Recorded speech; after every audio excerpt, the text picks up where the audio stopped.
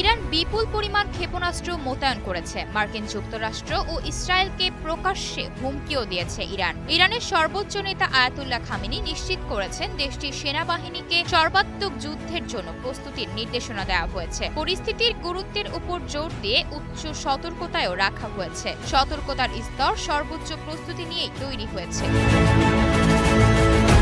তবে এই হুমকি শুধু যুক্তরাষ্ট্র নয়, এই সংঘাতে যেসব দেশ মার্কিনীদের বিন্দু মাত্র সহায়তা করবে সেসব দেশেও হামলা চালানো হবে বলে রাষ্ট্রীয় সতর্কবার্তা দিয়েছে ইরান। তেহরানের জ্যেষ্ঠ এক কর্মকর্তার বরাত দিয়ে রোববার ব্রিটিশ বার্তা সংস্থা রয়টার্সের প্রতিবেদনে জানানো হয়, ইরান আনুষ্ঠানিকভাবে সতর্কতা জারি করে 6টি প্রতিবেশী দেশকে বলেছে নিজেদের ভূখণ্ড যেন কোনোভাবেই ব্যবহার করতে দেয়া না হয়, এমনকি আকাশসীমা ব্যবহারের অনুমতি দেওয়ার পাশাপাশি মার্কিন যুক্তরাষ্ট্রের সম্ভাব্য সামরিক হামলার পক্ষে যে কোনো ধরনের সমর্থন শত্রুতামূলক কাজ হিসেবে বিবেচনা করবে ইরান।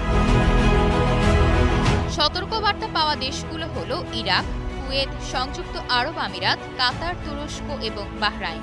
ইতোমধ্যেই দেশগুলোতে নোটিশও পাঠিয়ে দিয়েছে ইরান। তেহরানের ওই কর্মকর্তা জোর দিয়ে বলেছেন, ইরানের ওপর হামলায় যুক্তরাষ্ট্রকে যে কোনো সহযোগিতা করা হলে তা এসব দেশের জন্য গুরুতর পরিণতি ডেকে আনতে পারবে।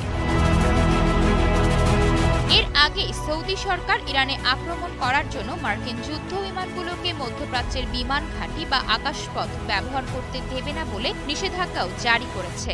এদিকে উত্তপ্ত এই পরিস্থিতির মাঝেই মার্কিন প্রেসিডেন্ট ডোনাল্ড ট্রাম্পকে মাথায় গুলি করে গুপ্ত হত্যার হুমকি দেওয়া হয়েছে ইরানের কট্টরপন্থী গণমাধ্যম কেহান ইন্টারন্যাশনালে। অনেকেই এই গণমাধ্যমকে ইরানের সর্বোচ্চ নেতা আয়াতুল্লাহ আল খামেনির মুখপাত্র বলে মন্তব্য করছেন। ইরানের কিংবদন্তি সেনা কমান্ডার কাসিম সুলেমানিকে গুপ্ত হত্যার বদলা হিসেবে যে কোনো দিন ট্রাম্পকে হত্যা করা হতে পারে বলে এই প্রতিবেদনে জানানো হয়। আয়েশা অর্থী, নিউজ ডেস্ক, গ্লোবাল টেলিভিশন।